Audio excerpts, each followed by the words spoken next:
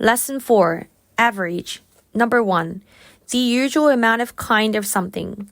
20 students in a class is the average for Addison School. The result of adding a set of numbers and then dividing the total by the number in the set. The average of 2, 3, and 7 is 4. Not special or unusual. Ordinary. Mr. Barnes, who is just over 7 feet tall, is not of average height. Border. Number 1. A dividing line between two states or countries. The Niagara River marks the border between Canada and the United States. The edge of something. The old tablecloth had a border of fine lace. To be next to. The United States borders Mexico to the south and Canada to the north. Cocoon. The silky case that a caterpillar makes to protect itself for a time before it becomes a moth. The empty cocoon hanging from the leaf meant the moth had already flown away. Flutter. To wave or flap quickly.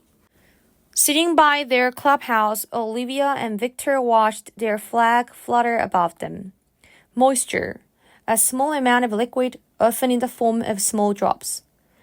Carla sat on the bench and wiped the moisture from her face with a towel. Moist. Damp or slightly wet. Grass snakes usually live in moist places like the banks or rivers.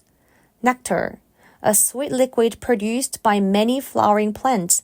It is used by bees to make honey. The bees hummed among the flowers of the cherry tree as they gathered nectar. Process. A number of steps that one takes in order to do or make something. In early spring, Uncle Ted and Aunt Flora began the process of making maple syrup by collecting sap from their maple trees. Span. Number 1.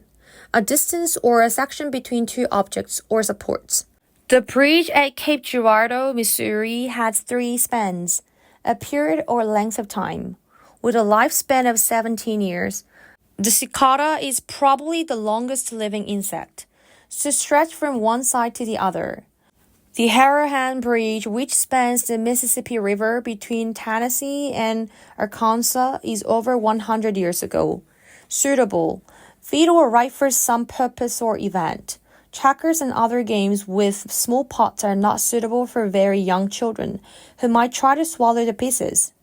Timber. Number 1. Wooded areas with trees that can be used for wood products.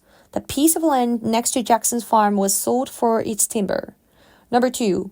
Tree trunks that can be cut into planks or boards. As we drove down the mountain, we followed a truck loaded with timber on its way to a sawmill.